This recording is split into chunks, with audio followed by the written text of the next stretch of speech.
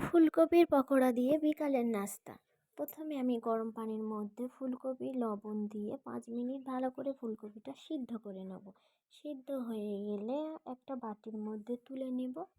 নিয়ে হলুদের গুঁড়ো, মরিচের গুঁড়ো, জিরে গুঁড়ো, ধনে গুঁড়ো, স্বাদ মতো লবণ, রসুন বাটা 1 কাপ, বেসন 1/2 কাপ, চালের গুঁড়ো, ধনেপাতা কুচি দিয়ে অল্প অল্প করে জল দিয়ে ভালো করে মিক্স করব। ভালো করে মিক্স করে কড়াটা আমি বসিয়ে দিয়ে দেবো গরম তেলের মধ্যে। একটা একটা করে ফুলকপির পকোড়া ছাড়বো। ছেড়ে দেওয়ার পরে চালের গুঁড়ি দেওয়ার কারণে ফুলকপির পকোড়াটা দেখতে অনেক সুন্দর, খেতে অনেক টেস্ট ও মুচমুচে হয়, ভিতরটা অনেক সফট হয়। হয়ে গেলে তুলে নিয়ে নেব। আজ আমি প্রথম ভয়েস দিলাম, কেমন হয়েছে আপনারা কমেন্ট করে জানাবেন। বাই।